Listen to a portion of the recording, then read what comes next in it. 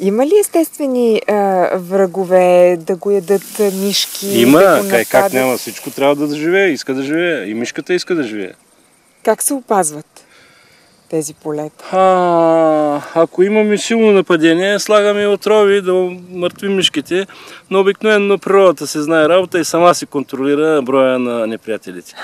Сама си контролира с температура, с влага, с болести по мишките, с естествените им неприятели, лисици, змии и така нататък. Мишелови летат ли отгоре? Да, мишелови, той лети и веднага се спуска, взема се мишката. Така че тази година нямаме голямо нападение от неприятели. Мишки било, житна дървеница, житна пиявица се появи, но не много. Житари, бръмбари, житари, които ядат зърното, също са малко. И изобщо природните условия бяха много благоприятни за житната реколта. Зависи сега как ще прибираме реколта. Ако имаме късмет да имаме суха жътва, ще приберем отлично по качество, отлично по добив зърно. Едно зърно, което заслужава висока оценка, висока цена.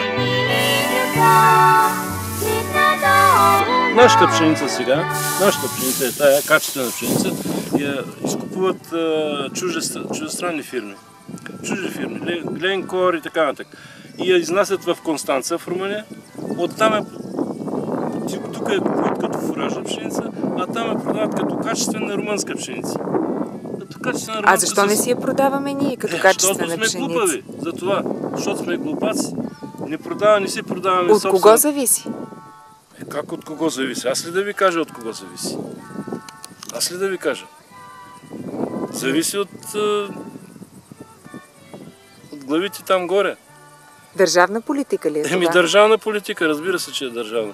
Държавата трябва да се сложи ред в зърненото производство, в съхраняването на зърното и продаването му.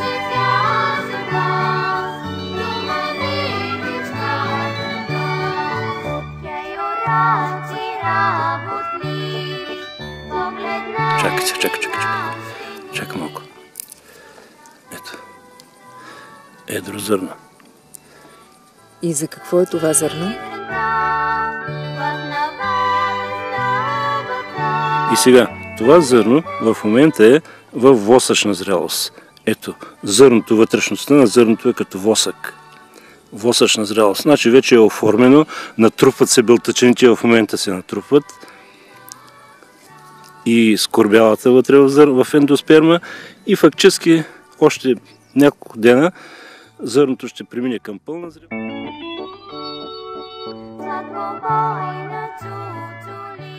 Това жълто отцветяване на стъблото показва идеално изхранване на зърното, идеален отток от стъбло, от корени стъбло, листа към зърното и идеална приспособимост на пшеницата към нашите условия.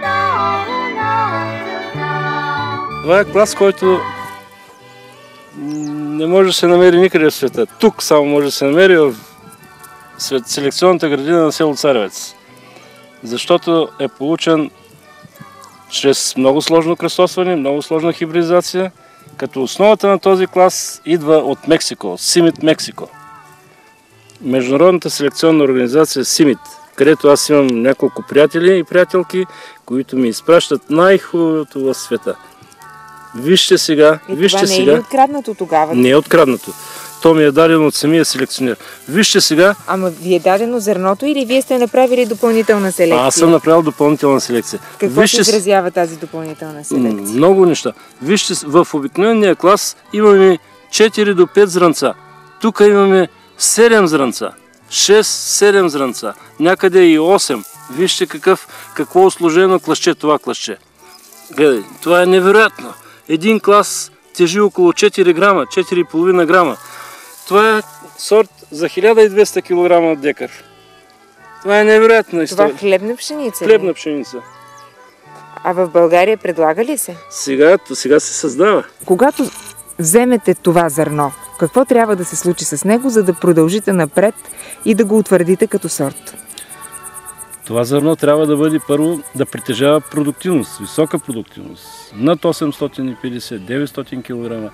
Трябва да притежава качествени показатели, които да го определят като хлебен сорт.